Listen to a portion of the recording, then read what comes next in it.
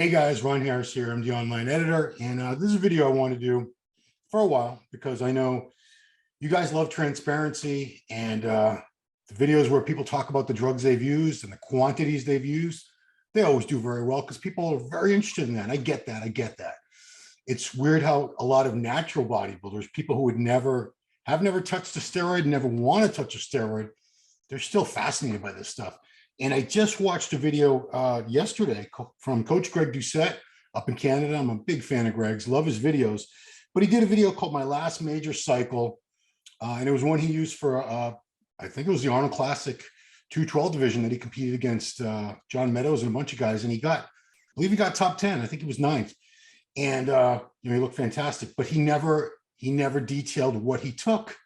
And I was waiting for that. And, I say all the time, I don't care what people use. It doesn't matter to me. But because of the title of the video, a little clickbaity, I was curious. I wanted to know what he used, and he never did say it. So I want to do a video.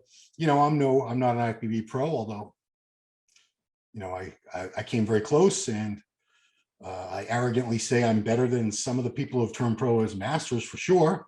I'm 52 years old now, almost 53. I'm quite the master. But anyway, so let me set the stage for you. This was 20 years ago. This was 2002. I was preparing for the NPC New England Championships in Boston. I had moved back to Boston at the end of 2000 after 10 years in California. I competed in drug-free natural shows from 1989 to 1995. I did about 10 or 12 of those shows. This would be my first non-tested show. I had been on gear since the very end of 96. A couple months after I had turned 27. So my body was still kind of fresh to it because in that time, I started at the end of 96. I was on gear pretty much all of 97. I would do 8 weeks on, 8 weeks off over and over again. All of 1998, I took off from drugs. I took off most of 99 and I started using them again about 6 weeks before I turned 30 in the year 1999, which was for photo shoots. I did a commercial for a couple commercials for Valio weightlifting gloves and belts. Anyway, point being, my body was still kind of new to steroids, relatively speaking, especially if you look at where I am now, 20 years later. So this was 20 years ago, 2002. So my receptors, if you will, were probably a lot fresher. I think the gear was probably better. Most of the stuff I was using, I was getting it from two different sources. There was a gentleman in England, can't remember what his name was. I probably wouldn't say it even if I remember, but I don't remember what his name was. There was a website I was getting it from England, UK, and I was also getting it from a local guy in my area who had a company called GAC, General Agricultural Company, I think it was. And he later turned the name of the company to Red Star of China. He ended up getting arrested and did some prison time, Bruce Neller. But he made some amazing stuff.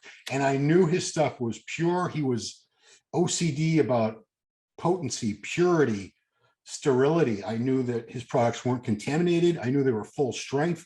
I knew that if it said it was test on the label, it was test. If it said if it was tren on the label, it was tren. I had no worries about that, which, these days, things are a little sketchier out there for sure. So I want to let you know the heaviest cycle I ever did, and that was in prep for that show. So here's what I did. I'll break it down for you. Testosterone, I was using Sustanon 250. That was my preferred. I like the idea of the different esters that would be released at different rates. I just felt like, okay, well, I'll always have test in my system, not realizing that if I'm on a longer acting cypionate or an anthate, it takes a long time to clear the system anyway. But test, I was doing 1,000 milligrams a week, a gram, which that doesn't sound like much to most of you. I bet you were hoping to hear like 2, 4, or 5 grams. I never did more than a gram of test. And a gram of test to me, that was a lot.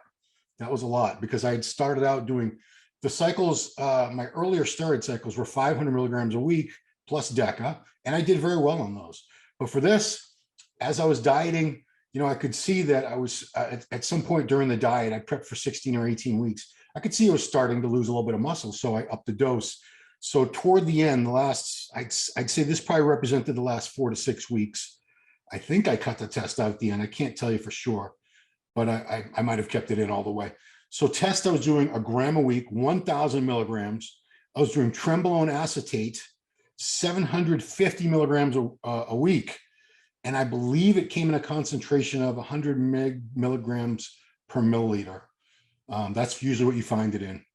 Train Ace is not a high concentration. So that means I was doing 7.5 cc's of that on top of the test 250 that was 4 cc's of that. We're talking, this is all volume of oil that had to be injected into my ass mostly.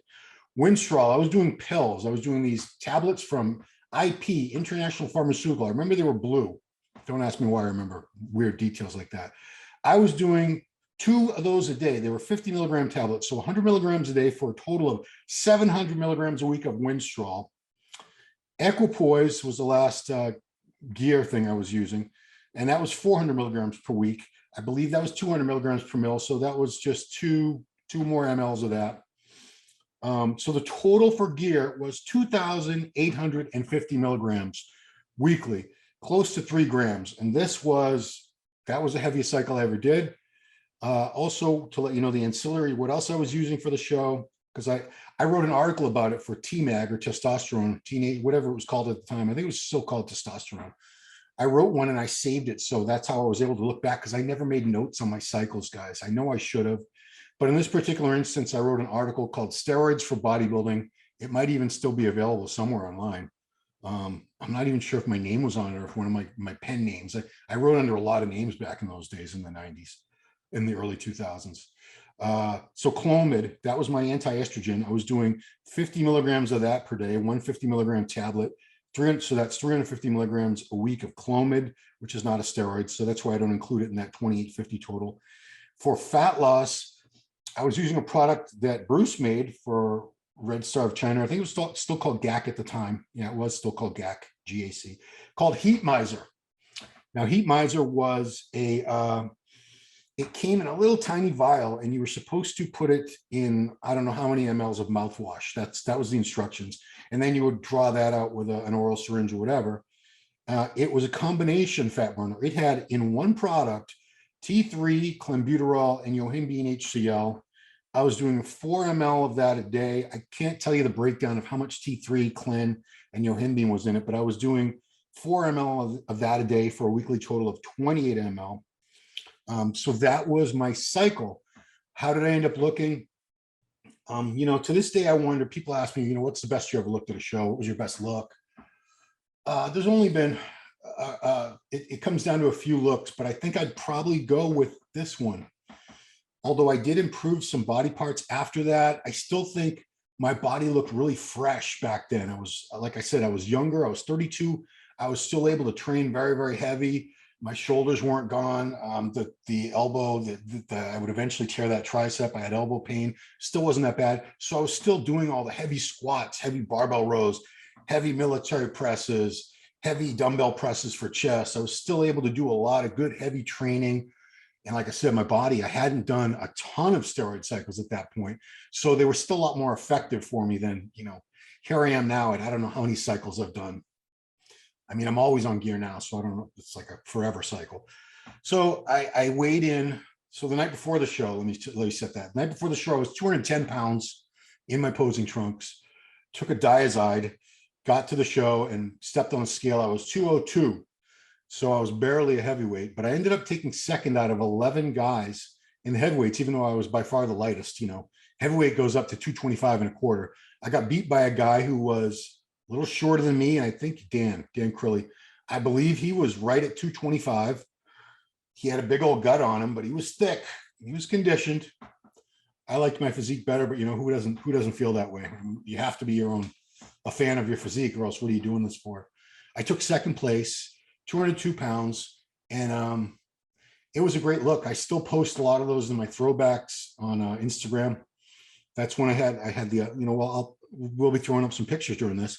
I had the frosted tips to my hair, which was douchey. I understand that, but God, I got into great condition. It was the first time ever my glutes were really nice and striated. I just saw a lot of pop to the muscles. I wonder sometimes, had I not taken the diuretic, maybe I wouldn't have been quite as sharp, but I would have been fuller for sure. Because diuretics, they always flatten me out. They're not selective. The water comes from anywhere. It doesn't just come from under the skin like you want it to. It comes out of the muscles, comes from everywhere. You know, there's no diuretic that only takes water from underneath the skin where you want it. It's not selective like that. But it was a really good look. I was happy with it. A lot of people were very, very encouraging. Said, man, you look great. You should keep doing this. Because like I said, this was my first non-tested show. It was an NPC national qualifier. I wouldn't end up doing a national, a pro qualifier for until 2009. So it would be another 7 years before I did that. I still felt I had a lot more work to do. Plus I had a born again natural phase of a couple of years in there where I did a natural show and won the overall. It was an NPC show. Tested, you had to be 1 year drug free. So I know that's not natural to most of you. But in any case, that was my most extreme cycle, arguably my best look. I looked pretty good at other shows. And I think for shows like my last shows, the 2013 TMU and Masters Nationals, I think my cycles were almost as heavy as that, but probably not quite that heavy. And one thing I do want to note was that I had a physical scheduled, because, you know, you have to make doctor's appointments these days way ahead of time. I had a physical schedule with a new doctor about 2 weeks after that contest. So that was May 2002. And when my blood work came back, I got an urgent phone call. He says, I think you have hepatitis. You need to make another appointment. We need to figure this out. And I came back and I explained to him, no, the liver enzymes are sky high because I was using Winstrol. I was using an oral steroid, which is very hepatotoxic. So my liver enzymes are temporarily increased dramatically, far beyond what they should have been. He was very judgmental. He was an older gentleman, a little overweight. I think I smelled cigarettes on his breath. But he lectured me about steroids and how I was going to die and this and that. And that was the last time I saw that doctor. I said, I can't be treated by a guy who's going to be judging me and talking down to me this way. I'm not a child. I'm a grown-ass man. Doctors work for you. He works for me.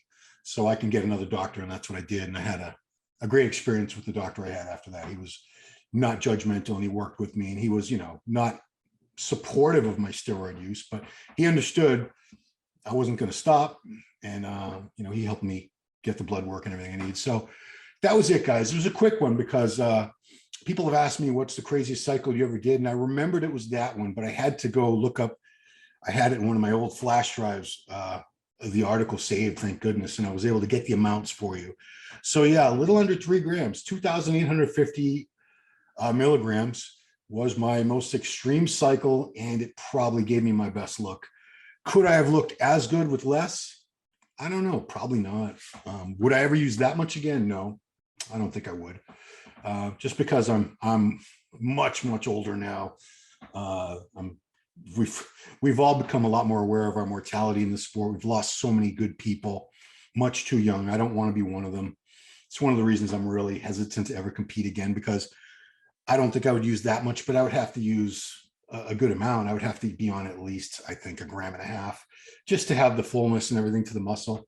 But I don't think anyone really needs, you keep hearing the pros are on 5 to 10 grams a week. I don't think they're all on that much, guys, but it doesn't matter. You can believe what you want to believe. And if they are, oh, well, maybe they're all using way more than they need to.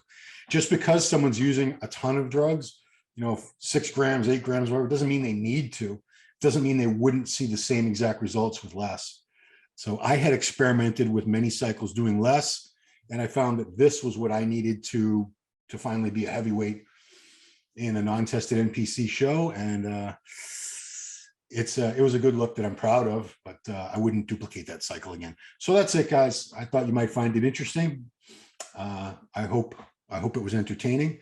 And that's it. Thanks for watching, guys. Please subscribe to the channel, hit the notification bell, leave your comments here. I will respond to each and every one. Even the haters, you know, that's your right. We've all got opinions. We've all got opinions, and that's fine. That's what makes the world interesting. So that's it. Thanks so much for watching. We'll see you next time.